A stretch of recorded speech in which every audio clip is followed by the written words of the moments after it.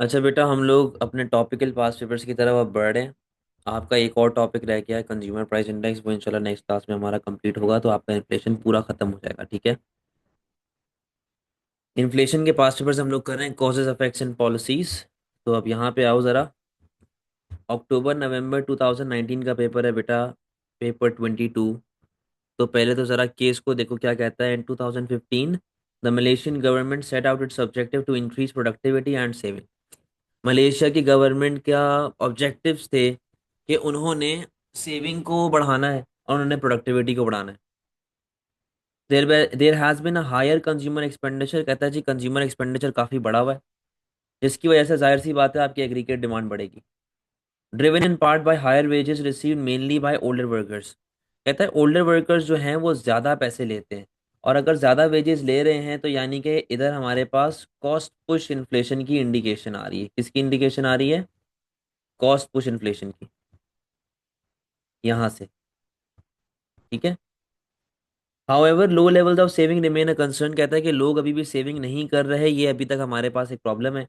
Savings provide funds for investment, spending on capital goods which contribute to economic growth and can influence inflation. कहता है कि यार लोग जो है ना वो सेव नहीं कर रहे, जिसकी वजह से इन्वेस्टमेंट नहीं होती। ठीक है। फ्यूचर में जाके वो इन्वेस्टमेंट नहीं कर पाते। और कहता है कि सब जाहिर सी बात है, जब सेविंग नहीं हो रही तो फिर हमारे पास इकोनॉमिक ग्रोथ होने के भी चांसेस ऐसा सच नहीं है। तो कह रहा है कि सेविंग होनी चाहिए ताकि लोग आगे जाके सेव कर और फ्यूचर में इन्वेस्टमेंट कर सकें। हमने करना है पार्ट सी।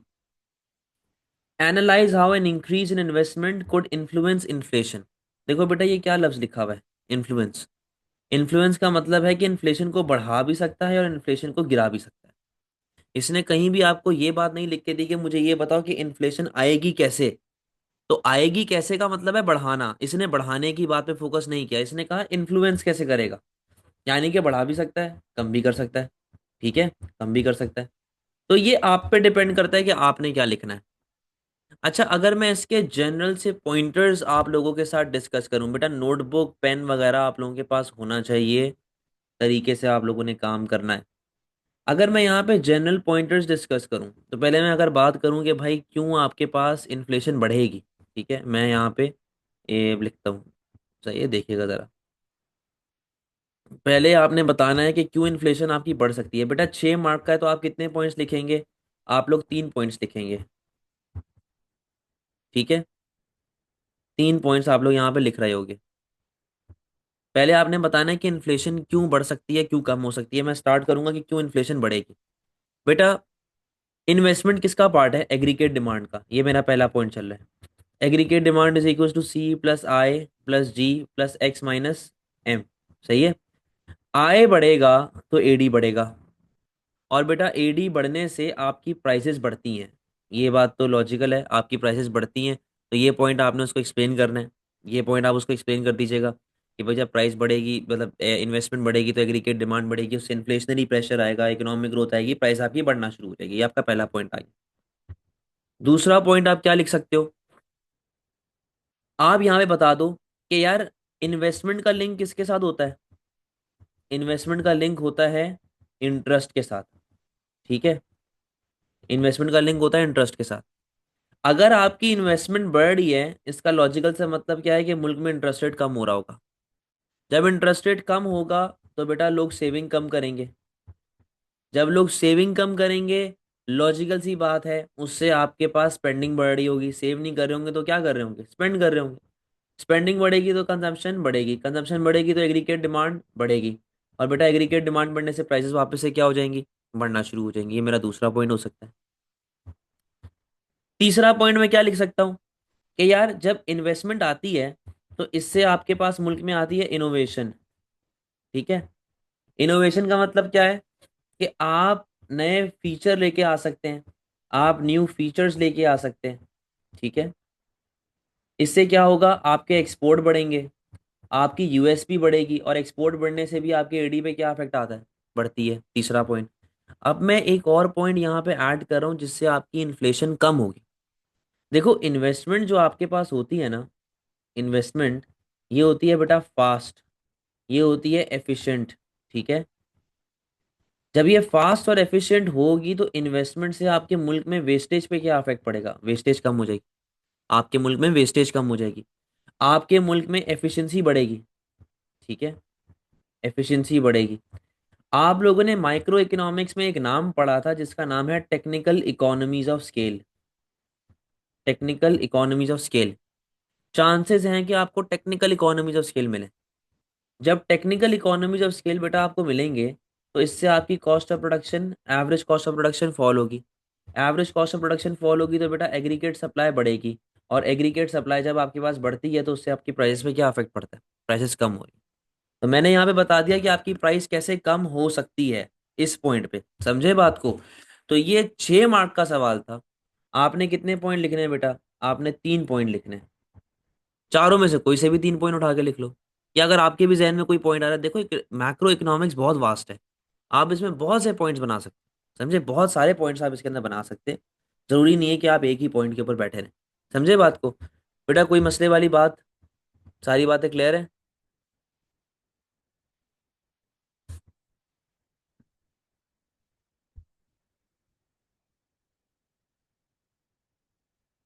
देखें इसका आंसर, पढ़ लें इसका आंसर।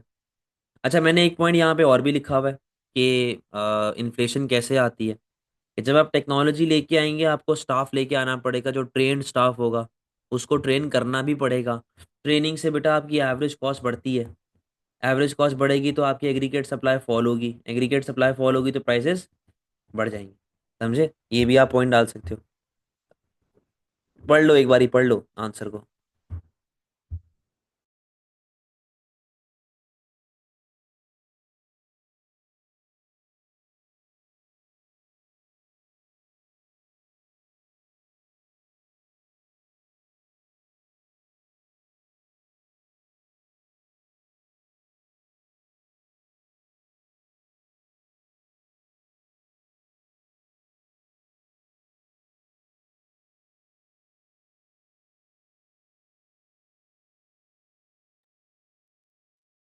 क्लियर हो गया बेटा, पढ़ लिया आंसर?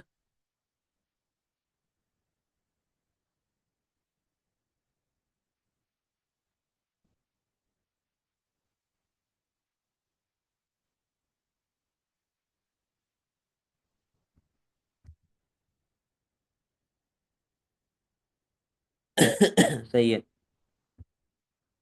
नेक्स्ट क्वेश्चन के ऊपर आए। नेक्स्ट क्वेश्चन क्या कह रहा है? October November 19 paper 22, more agricultural markets come close to perfect competition than markets for manufactured goods. कहता है कि एग्रीकल्चर मार्केट जो है वो परफेक्ट कंपटीशन की तरफ बढ़ रहा है as compared to manufactured goods वाली मार्केट। ठीक है। The goals of business organisation can vary between markets and within markets. कहता है कि कंपनी का या बिजनेस का जो गोल है वो वेरी हो सकता है, डिफरेंट हो सकता है between markets and, between markets and within markets, market के अंदर भी और डिफरेंट मार्केट्स के दरमियान भी। इन 2017 the Nigerian government used supply side policy measures to influence the goal and performance of a firm in a range of markets and to lower firm's average cost of production। कहता जी हमने supply side policy लगाई ताकि आपकी average cost of production fall हो जाए और आपकी जो फर्म की एफिशिएंसी है वो बढ़ना शुरू हो जाए। तो अब क्वेश्चन को देखिएगा, discuss whether or not supply side policy measure by government will reduce firms average cost of production. तो पहले आपने बताना है कि क्यों average cost of production fall होगी, फिर आपने बताना है कि क्यों average cost of production fall नहीं होगी। तो देखो पहले तो बड़े सिंपल से पॉइंट्स है ना, आप सब्सिडी के साथ लिंक कर दो, आप इकोनॉमीज ऑफ स्केल के साथ लिंक कर दो, आप जो हैं वो क्या कहते हैं टेक्नोलॉजी के साथ लिंक कर दो, ट्रेनिंग एंड एजुकेशन के साथ, ट्रेनिंग का पॉइंट ले लो यहाँ पे, ट्रेनिंग का पॉइंट ले लो। अब मैं एक पॉइंट बताता हूँ जरा, सब्सिडी कैसे एक्सप्लेन करेंगे आप बोलेंगे subsidy is a grant given by government to producer. अब सब्सिडी मिलेगी तो फर्म की एवरेज कॉस्ट ऑफ प्रोडक्शन कम होगी। जब फर्म की बेटा एवरेज कॉस्ट ऑफ प्रोडक्शन कम होती है तो उसकी वजह से फर्म की सप्लाई बढ़ती है, सर फर्म के ऊपर बेनिफिट आता है, बर्डन उसका कम हो जाता है। तो ये सारे बेनिफिट फर्म को मिल रहे होते हैं, उसकी average cost of production fall हो जाती है। ठीक है, तो एवरेज कॉस्ट की हमने बात करनी है ना। अगर नेगेटिव्स की बात करें, ये 3 पॉइंट्स आपके मेजर एक पॉइंट्स आ गए। नेगेटिव्स की बात करें तो बेटा सबसे पहले आप डिसइकोनॉमीज ऑफ स्केल की बात कर सकते हैं, कि लॉन्ग रन में ये आपके लिए डिसइकोनॉमीज क्रिएट कर सकता है लालच की वजह से। ट्रेनिंग कॉस्ट, आपको जो वर्कर को ट्रेन करना है उसका खर्चा, ट्रेनिंग कॉस्ट आपके ऊपर पड़ रही होगी। फिर जी आप उसको बता सकते हैं कि देखो सप्लाई साइड पॉलिसी के अंदर ना टाइम बहुत लगता है, टाइम बहुत लगता है। यानी कि ऐसा नहीं कि मैंने आज पॉलिसी लगाई तो कल मुझे फायदा होना शुरू हो जाएगा। अब मैं अगर ट्रेनिंग की ही बात करूँ तो ट्रेनिंग सालों साल तक ट्रेनिंग चलती रहती है, मैं आज तक सीखता हूँ, मैं आज तक पढ़ रहा हूँ, ठीक है। तो ट्रेनिंग मेरी चल रही है, तो वो कंटिन्यूसली चल रही होती है, वो खत्म नहीं होती। 8 मार्क के सवाल में नो कंक्लूजन, सही है, कंक्लूजन आप नहीं देंगे, बट आप डायग्राम बनाओगे, आप डायग्राम बनाएंगे लाजमी, डिपेंडिंग अपॉन द क्वेश्चन। अब यहाँ पे आप कौन सी डायग्राम बना सकते हैं, एग्रीगेट सप्लाई बढ़ने वाली डायग्राम आप यहाँ पे बना सकते हैं, ठीक है। अब जरा आंसर को पढ़ो, ये क्या बातें लिखी हुई है मैंने कि जी सब्सिडी मिल गई, कॉस्ट ऑफ प्रोडक्शन कम हो गया, बेनिफिट्स मिले, प्रोडक्शन बढ़ गई, SRAS डायग्राम सही, इनडायरेक्ट टैक्सेस कम कर दिए, ये आपने सारा पॉइंट लिंक कर दिया, ट्रेनिंग एंड एजुकेशन हो गई, स्किल्स स्पेशलाइजेशन, और ये सारे पॉइंट बता दिए।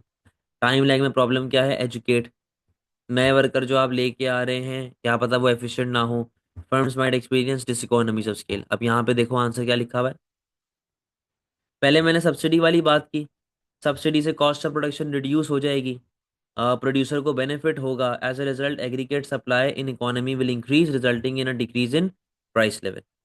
सेकंड मैंने बताया कि आप इनडायरेक्ट टैक्सेस को रिड्यूस कर देंगे तो उससे क्या होगा कि प्रोड्यूसर के ऊपर बर्डन कम हो जाएगा, will have to pay lower tax per unit, as a result cost of production will fall.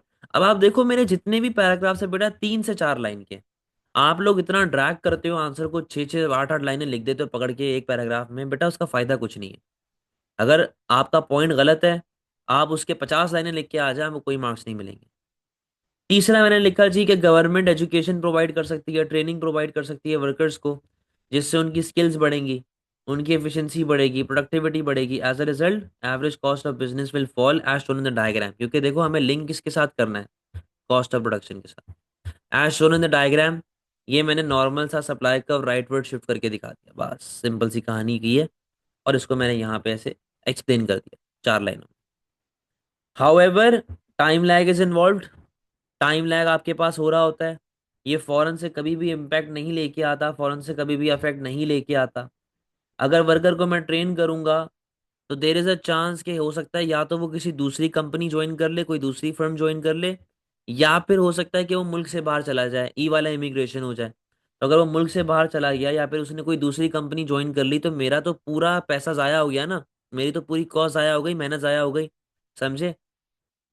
तो जब वर्कर दूसरे मुल्क शिफ्ट करता है ना तो उससे क्या क्रिएट हो जाती है, शॉर्टेज ऑफ वर्कर। और जब वर्कर की सप्लाई कम होती है तो वेजेस आपकी बढ़ना शुरू हो जाती हैं, वेज बढ़ेगी तो वापस से कॉस्ट ऑफ प्रोडक्शन बढ़ेगी, और आपकी जो वर्कर प्रोड्यूसर की कॉस्ट है बढ़ना शुरू हो जाए। मोर ओवर मैंने कहा कि भाई अगर मैंने कोई वर्कर हायर किया है, हो सकता है कि वो एफिशिएंट ना हो, लेस एफिशिएंट हो, जिसकी वजह से वापस से कॉस्ट ऑफ प्रोडक्शन बढ़ेगी बिजनेस की। लास्ट पॉइंट मैंने क्या लिखा हुआ है कि जब बिजनेस एक्सपेंड कर रहा होता है अपने ऑपरेशंस को, देयर इज अ चांस कि उसको क्या मिल जाए, मैनेजेरियल और लेबर डिसइकोनॉमी, जिसकी वजह से अगेन बिजनेस की कॉस्ट ऑफ प्रोडक्शन बढ़ना शुरू हो जाए। समझ में आती है बात बेटा, आंसर क्लियर हुआ, किस तरीके से लिखा जाता है मैक्रो का।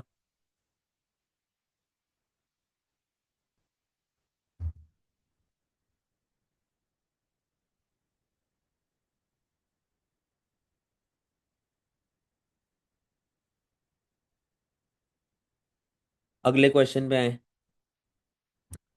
अगला क्वेश्चन है आपका May June 2020 paper 22। A number of countries are withdrawing high value bank notes, high value bank note का मतलब ये है कि करेंसी नोट आपका बढ़ता जा रहा है, इस तरह पाकिस्तान में हाईएस्ट करेंसी नोट 5000 है। तब लेट से गवर्नमेंट ने 10,000 रुपये का भी नोट निकाल दिया है, तो हाई वैल्यू बैंक नोट ये होता है। For instance Singapore plans to stop issuing $10,000 note, यानी कि सिंगापुर ने $10,000 का नोट निकाला हुआ था, सिंगापुर ने वो चीज़ बंद कर दी है। High value notes for originally intended to act as a convenience store of value, कहता है कि हमने हाई वैल्यू नोट्स जो रखे हुए थे, उनको हमने ऐसा रखा था कि भाई ये स्टोर ऑफ वैल्यू है, स्टोर ऑफ वैल्यू का मतलब क्या है कि ये पैसे की वैल्यू बचा के रखते हैं। Central banks are concerned some notes are now being used illegally, central bank को ऐसा लगता है कि कुछ नोट ऐसे हैं जो इलीगली यूज हो रहे हैं, यानी कि ब्लैक मनी की फॉर्म में यूज हो रहे हैं। The Singapore police force and monetary authority of Singapore its central bank were trying to recruit more workers in 2017 it was expected that the central bank would raise the rate of interest in 2018। कहता है कि हमें ऐसा लग रहा है कि central bank जो है वो रेट ऑफ इंटरेस्ट बढ़ा देगा 2018 में। पार्ट डी कहता है discuss whether or not a central bank should raise the rate of interest. कहता है कि भाई मुझे ये बताओ कि क्या हम लोग सेंट्रल बैंक जो है इंटरेस्ट रेट को बढ़ाएं या ना बढ़ाएं। बेटा इंटरेस्ट रेट बढ़ाने के बेनिफिट्स एंड ड्रॉबैक्स। तो अगर मैं पहले पॉजिटिव्स की बात करूं, अगर आपका रेट ऑफ इंटरेस्ट बढ़ता है तो बेटा ये समझो कि लोग सेविंग करेंगे, लोगों की कंजम्पशन फॉल होगी, तो बेटा लोगों का मुल्क में एग्रीगेट डिमांड भी क्या हो जाएगा, कम हो जाएगा। एग्रीगेट डिमांड कम होगा तो उससे आपकी प्राइसेस फॉल हो जाएंगी, इन्फ्लेशनरी प्रेशर आपके मुल्क में फॉल होगा। अच्छा, अगर बेटा इंटरेस्ट रेट बढ़ता है तो फ्यूचर में आपको काफ़ी बेनिफिट होगा। कैसे बेनिफिट होगा? आप आज सेव करना शुरू करेंगे, जब आप बूढ़े हो जाएंगे, जब आपके पास नौकरी नहीं होगी, आपके पास काम नहीं होगा, ताकत नहीं होगी, आप काम नहीं कर पाएंगे, तो आप यही सेव किया हुआ पैसा इस्तेमाल करेंगे। यानी कि आप किसी के ऊपर डिपेंडेंट नहीं होंगे, लेस डिपेंडेंसी। तो इससे गवर्नमेंट के ऊपर से भी एक प्रेशर हटता है अनएम्प्लॉयमेंट बेनिफिट्स देने का, या बुढ़ाओं को पैसे देने का, ओल्ड एज बेनिफिट्स देने का। तो गवर्नमेंट के ऊपर से भी बेटा ये मसला जो है वो उठेगा। लास्ट एक पॉइंट है जो मैं आपको एक्सप्लेन करने चाह रहा हूँ, एक समझाने चाह रहा हूँ, उसको ज़रा समझिएगा। बेटा जब इंटरेस्ट रेट बढ़ता है ना, तो उससे आपकी वैल्यू ऑफ करेंसी भी बढ़ती है। वैल्यू ऑफ करेंसी या फिर एक्सचेंज रेट भी क्या होता है, बढ़ता है। क्या मतलब है इसका? बेटा एक्सचेंज रेट का टॉपिक हम लोग आगे जाके पढ़ेंगे, वहां पे ये चीज़ बहुत डिटेल में है। अभी मैं सिर्फ एक बेसिक सी कहानी बता रहा हूँ। भाई सुनो जरा, फॉर एग्जाम्पल पाकिस्तान और चाइना। लेट से पाकिस्तान में इंटरेस्ट रेट चल रहा है 5% और चाइना में इंटरेस्ट रेट चल रहा है 10%। ठीक है, पाकिस्तान में इंटरेस्ट है 5% और चाइना में इंटरेस्ट है 10%। अब सुनना जरा, भाई एक बात बताओ, अगर चाइना में इंटरेस्ट रेट ज़्यादा है, चाइना में इंटरेस्ट रेट 10% चल रहा है, तो जितनी भी पाकिस्तानी आवाम है वो कहाँ पर सेव करना शुरू करेगी? बेटा वो सेव करना शुरू करेगी चाइना में। क्यों? क्योंकि चाइना में इंटरेस्ट रेट ज़्यादा है। और चाइनीज़ करेंसी क्या होती है? युआन। तो बेटा मैं चाइना में जब सेव करने जाऊंगा तो मैं तो चाइनीज़ करेंसी में ही सेव करूंगा ना, युआन में सेव करूंगा। तो मैं क्या करूंगा, मैं पहले जाऊंगा फॉरेक्स। फॉरेक्स जाके रुपया दूंगा, बदले में क्या डिमांड कर रहा हूँ, युआन। चाइनीज युआन मेरे पास आया, मैं युआन लेके चाइना गया, मैंने चाइना में जाके पैसे सेव कर दिए। तो बेटा जब मैं चाइनीज युआन डिमांड कर रहा हूं तो चाइनीज करेंसी की वैल्यू क्या हो रही है, बढ़ रही। इसी तरह अगर हमारे मुल्क में पाकिस्तान में इंटरेस्ट रेट बढ़ जाता है तो लोग पाकिस्तान में सेविंग शुरू करेंगे। जब पाकिस्तान में लोग सेविंग शुरू करेंगे तो उससे पाकिस्तानी रुपीज में सेव करेंगे ना वो लोग। तो पाकिस्तानी रुपीस कैसे मिलेंगे? फॉरेक्स से। फॉरेक्स जाके पहले वो पाकिस्तानी रुपीस डिमांड करेंगे, पाकिस्तानी रुपीस डिमांड करने के बाद वो पाकिस्तान में सेव करेंगे। तो बेटा जब डिमांड फॉर करेंसी बढ़ती है तो उससे आपका एक्सचेंज रेट भी क्या होता है, बढ़ता है। आपकी वैल्यू ऑफ करेंसी भी क्या होती है, बढ़ती है। यानी कि बेटा आपकी करेंसी क्या हो जाती है, एप्रिसिएट। कोई मसले वाली बात? कोई मसले वाली बात?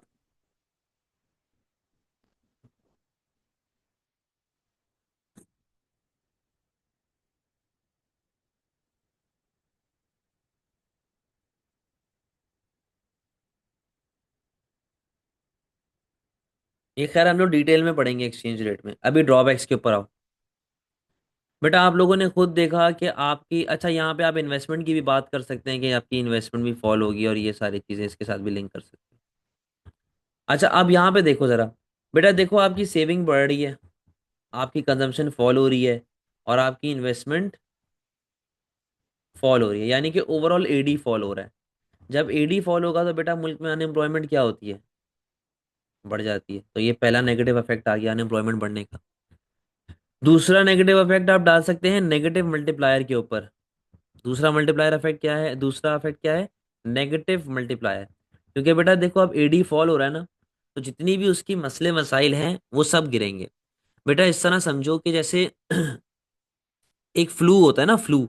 मुझे फ्लू है, मैं क्लास में हूँ, तो मुझसे बच्चों को फ्लू फैलेगा तो वो नेगेटिव इम्पैक्ट फैल रहा है। सेम उसी तरह जब एडी फॉल होता है तो अनएम्प्लॉयमेंट बढ़ती है, जिससे आपके पास और नेगेटिव इफेक्ट्स आते हैं, जिसको हम लोग कहते हैं नेगेटिव मल्टीप्लायर। यानी कि आपके मुल्क में अनएम्प्लॉयमेंट बढ़ने की वजह से मॉरल हैजर्ड बढ़ेंगे, डेथ रेट बढ़ेगा, सुसाइड रेट बढ़ेगा, ये सारी चीज़ें आपके पास बढ़ना शुरू हो जाती। ठीक है।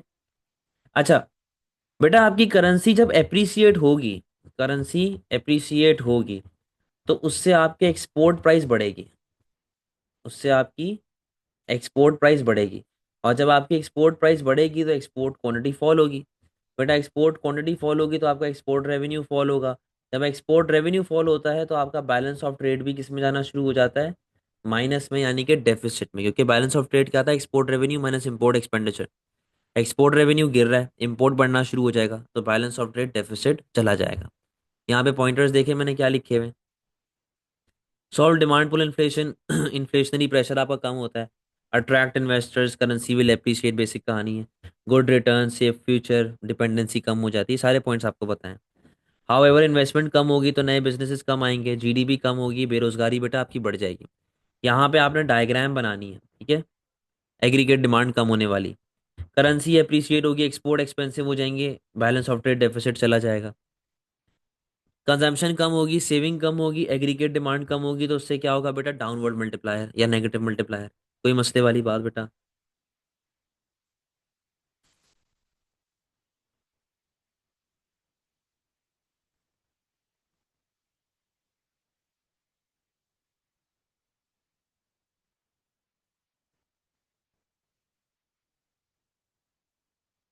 कोई मसला?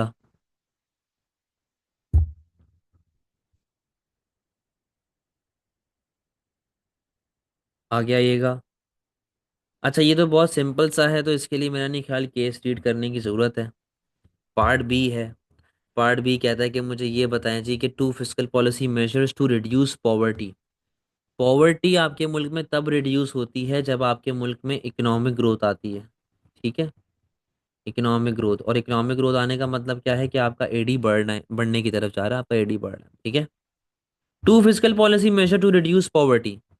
फिजिकल पॉलिसी मेजर में बेटा दो चीजें आती हैं, taxes and government spending.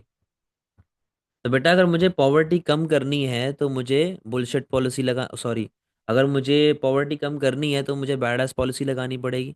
Bad S policy के अंदर क्या होता है कि आप टैक्सेस कम करते हैं और गवर्नमेंट स्पेंडिंग को बढ़ा देते हैं। ठीक है। तो two physical policy measures that can be use to reduce poverty, आप टैक्सेस को कम करेंगे और आप गवर्नमेंट स्पेंडिंग को बढ़ा देंगे। ठीक है, बैड एस पॉलिसी। तो आपने इसी को पूरा एक्सप्लेन करना है। भाई टू फिजिकल पॉलिसी जो है वो क्या हो सकती है? Increase in government spending and fall in tax rate.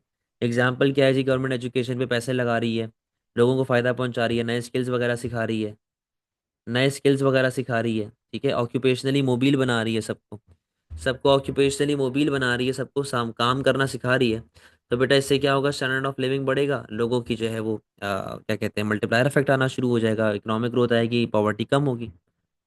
Taxes कम करेंगे तो डिस्पोजेबल इनकम बढ़ेगी, जिसकी वजह से लोग ज़्यादा स्पेंड करेंगे, कंजम्पशन वगैरह बढ़ेगी, एग्रीगेट डिमांड बढ़ेगी, resulting in multiplier effect, reducing unemployment in the economy. समझ गए बात को? बहुत सिंपल सा 4 मार्क का सवाल था। 2 मार्क इसके, 2 मार्क इसके। सही है, सिंपल सिंपल 2 पॉइंट्स आपने बताने थे। It was announced in November 2016 that 500 and 1000 rupee bank note could no longer be used in shops in India. India ने जब डीमोनेटाइजेशन किया था तब की कहानी बता रहा है। These were replaced by the central bank, an institution that makes extensive use of division of labor. In India, cash is still an important form of money used in economic transactions. कहता है कि India में आज भी cash काफ़ी इस्तेमाल होता है। The replacement of bank notes put pressure on banking staff and other workers in the tertiary sector and affected the general price level. कहता है कि जी आपके पास जो बैंक नोट रिप्लेस हुए हैं उससे बैंकिंग स्टाफ पे काफ़ी अफेक्ट आया है, वर्कर्स पे काफ़ी अफेक्ट आया है, और उससे जनरल प्राइस लेवल पे भी काफ़ी अफेक्ट आया है। Discuss whether or not deflation will benefit an economy. बेटा यहाँ पे पूरी कहानी आपने किसकी लिखनी है? पूरी कहानी आपने लिखनी है good versus bad deflation. Good deflation कब आती है? जब आपकी एग्रीगेट सप्लाई बढ़ती है। बैड डिफ्लेशन कब आती है? जब आपकी एग्रीगेट डिमांड फॉल होती है। ये सारी कहानी आपने यहाँ पे एक्सप्लेन करनी है। तो बेटा यहाँ पे देखो जरा, आपने स्टार्ट किया बाय डिफाइनिंग डिफ्लेशन, के व्हाट डिफ्लेशन इज। आपने गुड डिफ्लेशन के बारे में बताया कि एग्रीगेट सप्लाई बढ़ेगी, प्राइसेस कम होंगी, अनएम्प्लॉयमेंट कम होगी, एग्जाम्पल कॉस्ट ऑफ प्रोडक्शन कम हो जाने की वजह से। आपका जीडीपी वगैरह बढ़ेगा, स्टैंडर्ड ऑफ लिविंग बढ़ेगा, मल्टीप्लायर इफेक्ट बढ़ेगा। डायग्राम इसको बना के दिखा देना यहाँ पे, एग्रीगेट सप्लाई इंक्रीज वाली। ठीक है। एक्सपोर्ट प्राइस कम हो रही है, एक्सपोर्ट क्वांटिटी बढ़ेगी, एक्सपोर्ट रेवेन्यू बढ़ेगा, बैलेंस ऑफ ट्रेड बढ़ेगा, करेंसी अप्रिशिएट हो जाएगी। बेटा देखो सिंपल है, बहुत सी बातें आप यहाँ पे लिख सकते हो। आप इसको और भी इस तरह भी एक्सप्लेन कर सकते हैं कि जब गुड डिफ्लेशन हो रही है तो नए बिजनेसेस मार्केट में आना शुरू होंगे, मार्केट में कंपटीशन बढ़ेगा, कंपटीशन बढ़ेगा तो हर फर्म अपनी क्वालिटी को इंप्रूव करने की कोशिश करेगी, हर फर्म एक दूसरे से लड़ने की, बेहतर होने की कोशिश करेगी, जिससे कस्टमर को फायदा होगा। समझे बात को? हाउएवर बैड डिफ्लेशन वाला केस आपने बताया, यहाँ पे पूरी कहानी बता दी कि प्राइस कम होंगी तो अनएम्प्लॉयमेंट भी बढ़ेगी और स्टैंडर्ड ऑफ लिविंग आपका गिर जाएगा। एग्रीगेट डिमांड गिरेगी तो प्रोडक्शन वगैरह गिरेगी, एक्सपोर्ट्स गिरेंगी, एक्सपोर्ट रेवेन्यू फॉल हो जाएगा, बैलेंस ऑफ ट्रेड गिर जाएगा। ये बात आप उसको बता सकते हैं। फिर आप बताएंगे जी मुल्क में क्या आ रहा है बेटा, बैड डिफ्लेशन में रिसेशन, फॉरेन इन्वेस्टमेंट नहीं आती आपके मुल्क में, आपके मुल्क में एमएनसीज नहीं आती, आपके मुल्क में इन्वेस्टमेंट नहीं आएगी, जिससे आपकी करेंसी क्या हो जाएगी, डेप्रिसिएट होने के चांसेस, करेंसी खत्म हो जाएगी, करेंसी खराब हो जाएगी। समझ में आती है बात बेटा? तो ये आपके पास पूरे का पूरा गुड डिफ्लेशन और बैड डिफ्लेशन के साथ लिंक कर रहा था, कोई मसले वाली बात तो नहीं है? क्लियर है सारी कहानी?